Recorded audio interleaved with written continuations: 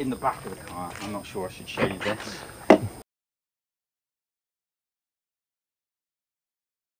Hello and welcome back to the Volks Wizard channel. Today I'm taking my Mark 7 Golf GTI Clubsport S back on track, but unlike your usual track day where timing is forbidden, at today's How Fast event at Bedford Autodrome, it's all about the lap times.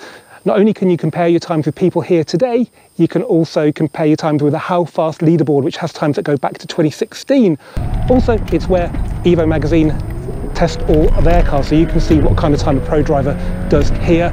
It's such a rare opportunity to be timed on a track that I thought I'd invite my good friend Simon Harper down. Hi. So we can see exactly how fast his modified Clubsport S is compared to my standard one. But before we go on track, let's see how Simon has made the fastest GTI ever even faster.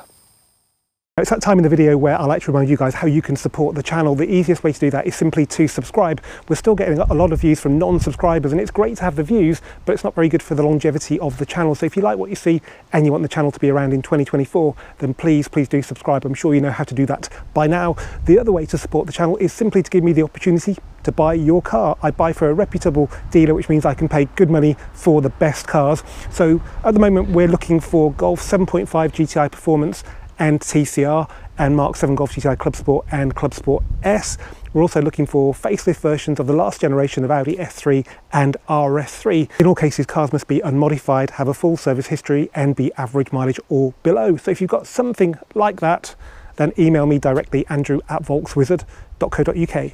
Okay guys, you probably remember Simon. We went to the Nürburgring together back in June, and I actually drove Simon's car then, and I was surprised how different it drove to mine, and that represents the amount of work Simon's done to the car. You've had the car from brand new, haven't you, Simon? Yeah, I've had the car from brand new. So it's a one-owner car, and when did you start modifying it? Within the first year. Didn't you come here to Bedford Autodrome very early in the car's life? I did. Yeah, I did. And you... And wrecked the brakes and the cut two tyres. Clutch failed shortly afterwards. Yeah, so... In common with a lot. Did that start the modifications for you? Did you want to build a better car? Made me think about brakes. Okay, let's start off then with the brakes. So it's always really important. I'm still on my stock brakes, which are actually all right, but look at this. So what have you got there? AP Racing? So what we've got there are the AP Apollo calipers, AP disc, and there's no spacer in there. Wow. Really tight in terms of clearance. The clearance, but there's no need for a spacer in there. That's interesting. And they are probably the single biggest improvement to the car. Yeah. Do you know how big the discs are? They're about 380, I think. I would have said 380, yeah. So my standard ones are 345, so that's a 10% increase in surface area. And yeah, they look... How many pistons in there's 6 pistons in wow, there. okay. Yeah. That's a... Yeah. The Clubsport S was designed to set lap records, and lightweight was key, so they didn't put massive brakes on, but if you're doing proper track work, this is what you need. It's impressive that you don't have to put spacers, and presumably you can't run 18s, can you? But no, I think it's too big for 18s. Okay, so too no, big for 18s. All right, but it's still, you can run the normal wheels, keep it looking like a proper Clubsport S, and you've got proper brakes. Yeah. Nice. How much is that roughly? No, probably about £3,000. Wow. Okay. Yeah, but worth it. A really good improvement, and the tyres are another big factor with the car. Well, tell us about the tyres, So Simon. we've got the Goodyear Supersport R's on. Okay, so they're the equivalent of the Cup 2s that came on the car originally? Yeah, so the car's done 3 track days now, a couple of hill climbs. There's still life in them. Mm-hmm. Really good tyre, performs really well on a dry track. Got to be a bit careful when it's wet. How does it compare to the Cup 2? Very similar sort of tyre. I just found they're just a bit more robust. That's my, the car came with Cup 2s, good tyres, but they lost their outer edge. Right. Whereas these have stood up to it really well. So how many track days would you say you've done on these? I've done 3 track days, and I've done a couple of hill climbs. Okay, because I know they don't come with much tread from new anyway, because they're a semi-slick tyre, but I'd say you've still got most of it left. That's good. Another factor there is the geo setup as well. Okay. You know, there's a lot of camber on the front Okay. of that car. Because they come with more camber anyway. Yeah. So how have you got even more camber, negative camber? So what we've done, we've got Super Pro top mounts. Right.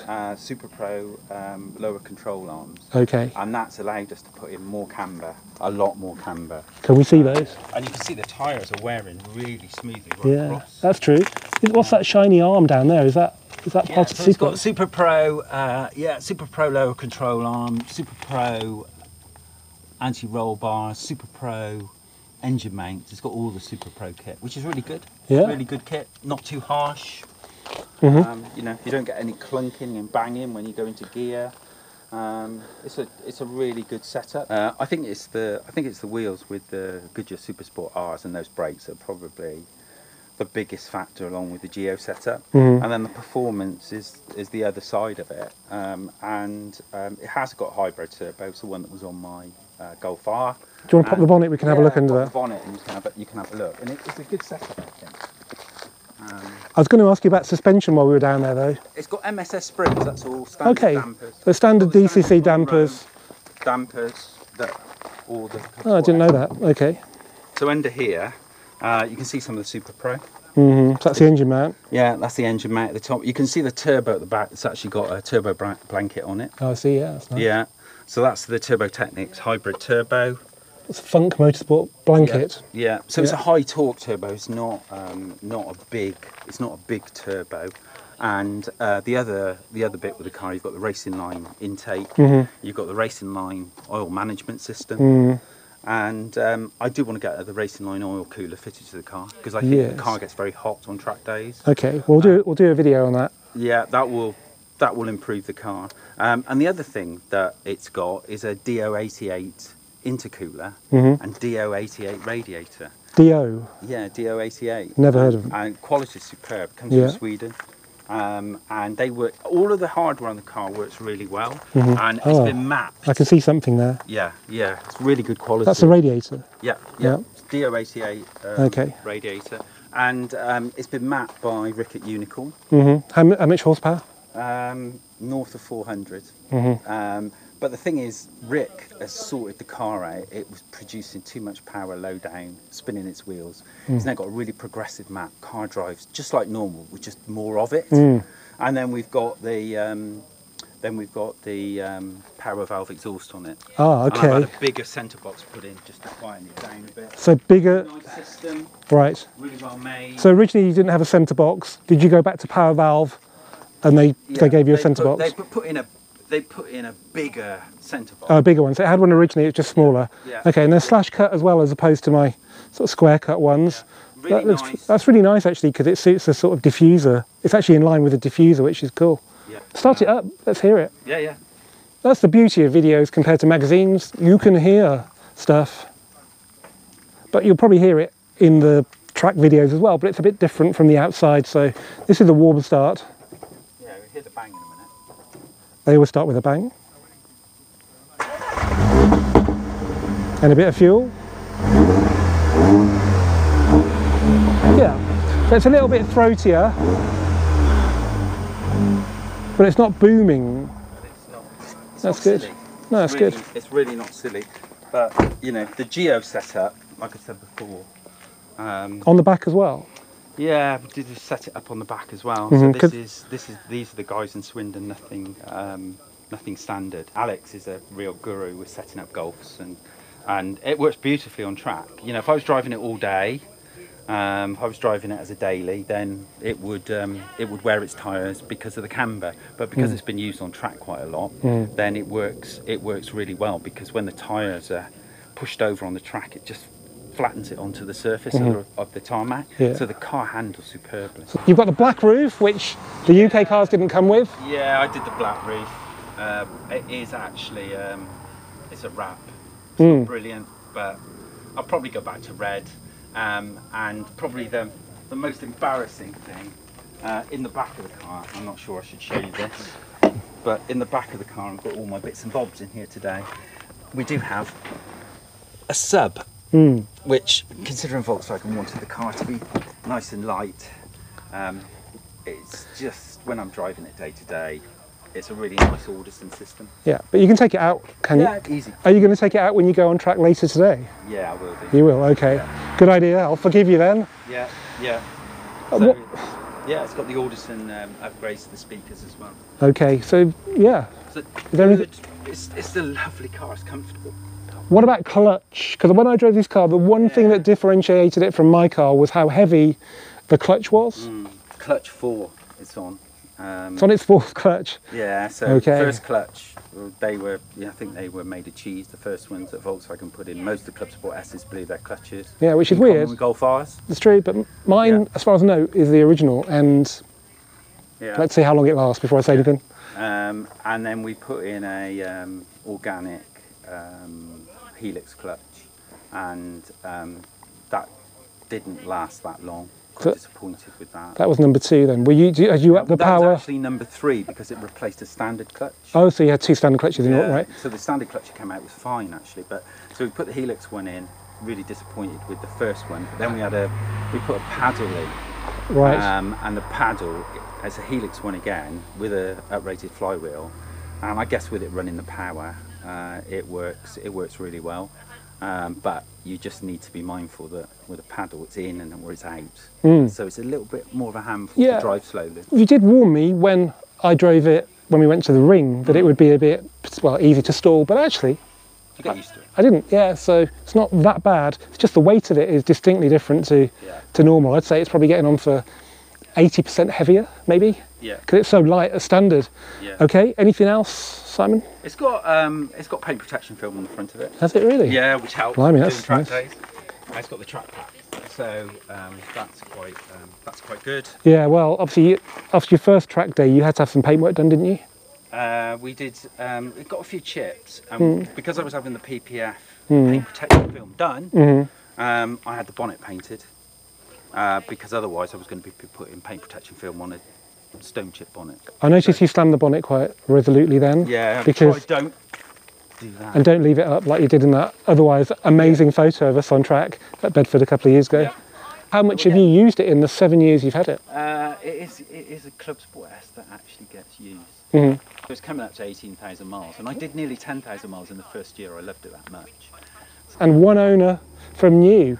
Was it a really exciting day when you picked it up?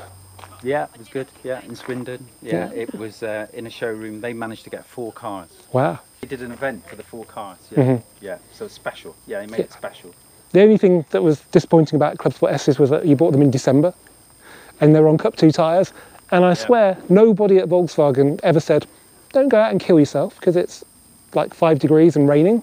They just send you off on your way. I had to drive back from bloody Devon. I'm on normal road tyres for road use, but today we're both on the same Goodyear Eagle F1 Supersport Rs. My car's largely standard, apart from I've got the R600 intake and a signature by Benny Leuchter on the end of the dash, which I think is good for about 5 seconds a lap. Right, let's see how much faster Simon's Clubsport S is compared to mine here at Bedford Autodrome.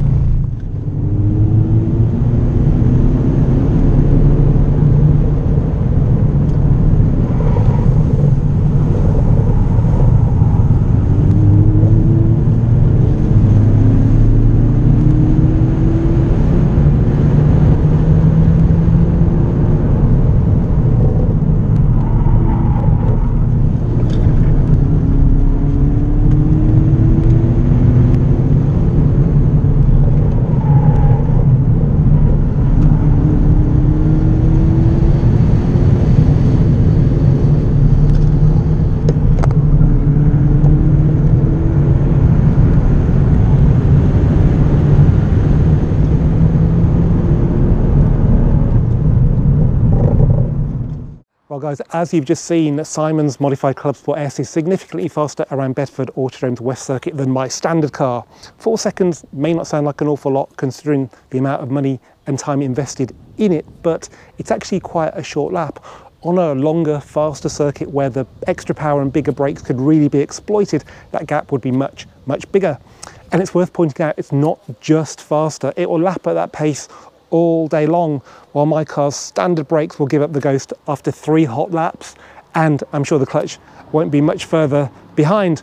The only real disadvantage is the cost, which I'll let you guys have a guess at, and also the firmer ride, noisier exhaust and heavier clutch mean that Simon's Clubsport S has lost the easygoing nature of the standard car, which when driven normally on the road is as easy to drive as any Golf. Whether that's a sacrifice worth making, I will let you decide. As ever guys, thanks for watching this Volks Wizard video. Big thanks also to Simon for being in it. Check out his Instagram feed at Talk Cars. Keep subscribing, keep commenting, and I'll see you for the next one very soon.